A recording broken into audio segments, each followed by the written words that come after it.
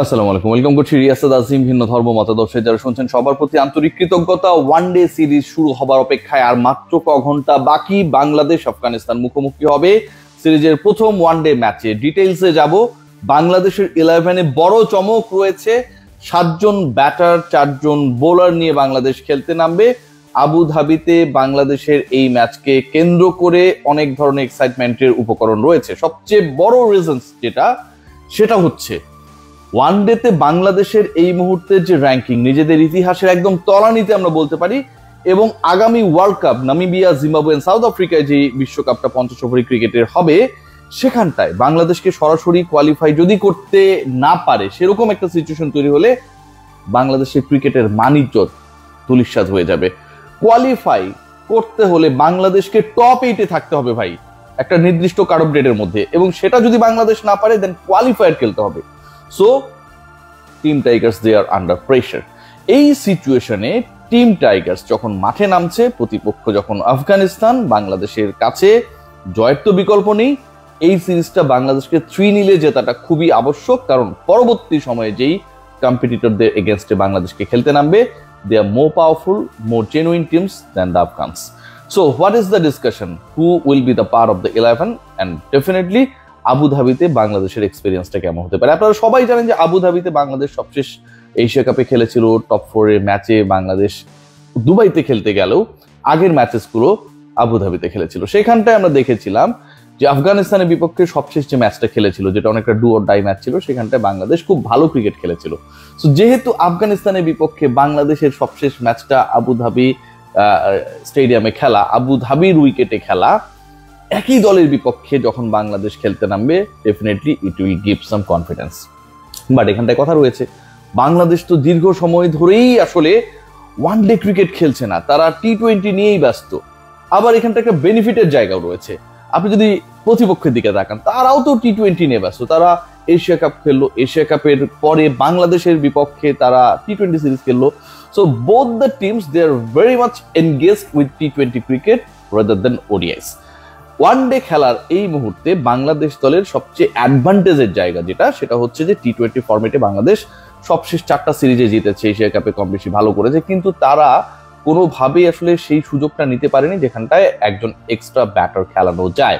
ওয়ানডেতে সেটা রয়েছে। আমি শুরুতেই আলোচনায় বলছিলাম যে 7 জন ব্যাটার নিয়ে বাংলাদেশ খেলবে, 4 জন বোলার। 7 জন ব্যাটার বলতে এমন না যে তাদের মধ্যে কেউ বল করতে পারে না, অন্তত 2 জন রয়েছে, 2টা অপশন রয়েছে বাংলাদেশের স্পিন ডিপার্টমেন্টকে হেল্পফুল করার জন্য। বাংলাদেশ 11-এ আজকের ওপেনিং নিয়ে যে আলোচনাটা হচ্ছে, সেখানটা সাইফ হাসানকে নিয়ে গতকাল আমি ডিসকাশন করেছি। তিনিই ওপেনিং এ থাকছেন। সাইফের পার্টনার হিসেবে তানজিদ হাসান তামিমকে দেখতে পাওয়ার সম্ভাবনা খুবই বেশি, প্রবল, কোনো ধরনের শেষ মুহূর্তে ইনজুরি যদি ইস্যুস না করে।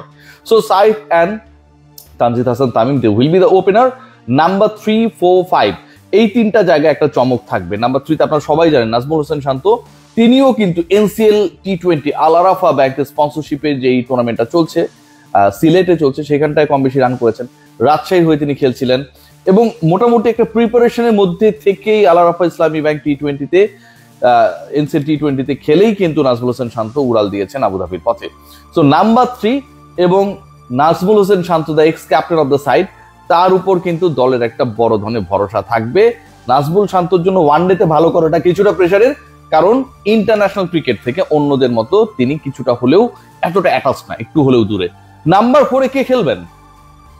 মেহেদী হাসান মিরাজ, তাওহিদ হৃদয়, নুরুল হাসান সোহান। মানে এই জায়গাটা নিয়ে, এই পজিশনটা নিয়ে যথেষ্ট ডিসকাশনের জায়গা রয়েছে। দেখুন, নুরুল হাসান সোহান শেষ দিকে গিয়ে ফিনিশ করেন, আবার তিনি মিডল অর্ডারে ভালো ব্যাট করতে পারেন, সেটা বিভিন্ন সময় বিভিন্ন ঘরোয়া লিগগুলোতে তিনি প্রুভ করেছেন। তাকে কি আরেকটু প্রমোট করার চিন্তা বাংলাদেশ করবে কিনা? শেষের দিকে জাকের আলী অনেক নাকি শামীম হোসেন পাটোয়ারি, এটা নিয়েও ডিসকাশন রয়েছে। সো নাম্বার 4 নিয়ে যে ডিসকাশন, সেখানে সোহানকে খেলানোর থেকে বেসিক্যালি আলোচনা হচ্ছে হৃদয় অর মিরাজ। মিরাজ নাম্বার 4-এ অনেক রানস করেছেন আমরা যদি গত 2-1 বছরে দেখি, এবং নাম্বার 4-এ অনেক বেশি কনসিস্টেন্ট, ক্যাপ্টেন যেহেতু নিজেই তিনি, সো তার ওই সিদ্ধান্ত নেবার একটা সুযোগ রয়েছে। জাকের আলী অনেক যেভাবে ক্যাপ্টেন হিসেবে প্রচুর চুইংগাম খেতে পারেন, প্রচুর রিভিউ নষ্ট করতে পারেন, এই যে একটা জাকেটের সুবিধা রয়েছে, ক্যাপ্টেন মিরাজেরও সেই সুযোগটা রয়েছে যে তিনি আসলে তাকে কোন ব্যাটিং পজিশনে খেলাতে চান, cause he is the leader, he is the main player of the team. So from that connection আমার কাছে যে খবরটা রয়েছে, Towhid Hridoy he will be batting on number 4। So top 4 কি দাঁড়াচ্ছে?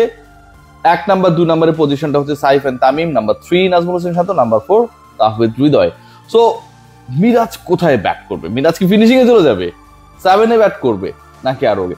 মিরাজের ব্যাটিং পজিশন যতটুকু মনে হচ্ছে, যতটুকু আমার ক্যালকুলেশন বলে, তাতে হি will be batting on number 5। Number 5 এ মিরাজ এবং পরের 2 স্পটে দুজন ফিনিশারের রোলে থাকবেন।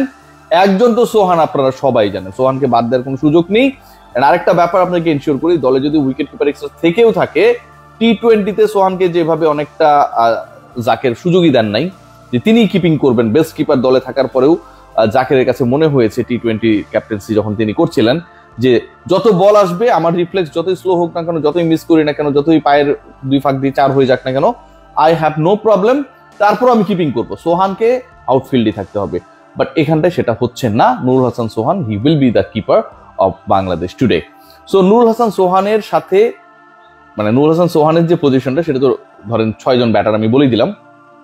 আরেকজনকে শামীম পাটোয়ারি অর আমাদের গুরুত্বপূর্ণ জাকের আলী অনেক, এই জায়গায় আমার কাছে মনে হয়, বা টিম ম্যানেজমেন্টের থেকে যতটুকু আমি আভাস পেয়েছি, Jaker will be the part of the 11। So top 7 যে ব্যাটসম্যান খেলবে, তাতে আবারও যদি আমি একটু রিপিট করে আপনাদেরকে বলে দিই, তামিম, সাইফ, শান্ত, হৃদয়, মিরাজ, জাকের, সোহান, এই 7টা বাংলাদেশের ব্যাটিং লাইন আপের স্তম্ভ। আজকে এই 7 জনই খেলবে বলে মোটামুটি 95% আমি আপনাদেরকে গ্যারান্টি দিতে পারি। সো পজিশন বাকি থাকলো যেটা 4টা, এবং এই 4 জন জেনুইন বোলার খেলবে। একজন জেনুইন বোলার সামনেই রয়েছে ক্যাপ্টেন মিরাজ, ওভারঅল 5 জন বোলার, এবং একই সাথে সাইফ খেললে তাকে দিয়েও আপনি যেহেতু 10 ওভার একজনের কোটা, 2-3 ওভার করাতেই পারেন যখন প্রতিপক্ষ অন্তত প্রেসারে থাকবে। এই 4টা পজিশনের জন্য আমার কাছে যেটা মনে হয় যে তাসকিন এবং মুস্তাফিজের থাকাটা খুবই অবভিয়াস, এবং তিনি এখানটায় থাকবেও। বাকি যেই পজিশনস গুলো রয়েছে সেখানটায় একজনের বেশি বাংলাদেশ স্পিনার খেলাবে বলে মনে হয় না, এবং সেখানটায় কম্পিটিশনটা হবে রিশাদ এবং আমাদের বাঁহাতি তানভীরের মধ্যে। আমার কাছে মনে হয় রিশাদের থেকে তানভীর এগিয়ে থাকবে। 4 ওভারের বোলিং কোটায় রিশাদ ইফেক্টিভ যতটুকু হয়েছেন লাস্ট টি-20 সিরিজে, খুব বেশি কনভিন্স করে না। উইকেট নিয়েছেন, but he was very much costly. 2টা ম্যাচে টানা তিনি অনেক কস্টলি ছিলেন। সো ওই জায়গা থেকে আমার কাছে মনে হয় টাইট বোলিং এর জন্য Tanvir will be the part of the 11। আরেকটা পজিশন বাকি থাকে, মানে তানভীর, মুস্তাফিজ, তাসকিন, ওই জায়গাটা আমার কাছে মনে হয় বাংলাদেশ দল আরেকজন পেসারই খেলাবে। স্পিন ডিপার্টমেন্টের উপরে আসলে এত বেশি প্রেসার ক্রিয়েট করার কোনো কারণ নেই, অকেশনাল স্পিনার হিসেবে যেহেতু সাইফ রয়েছে। নাম্বার 3 কুইক উইল বি আমার কাছে মনে হয় তানজিম সাকিব। সো বাংলাদেশের 11 আমার কাছে মনে হয় অল সেট। পেছন থেকে যদি বলি, তানজিম সাকিব, মুস্তাফিজ, তাসকিন,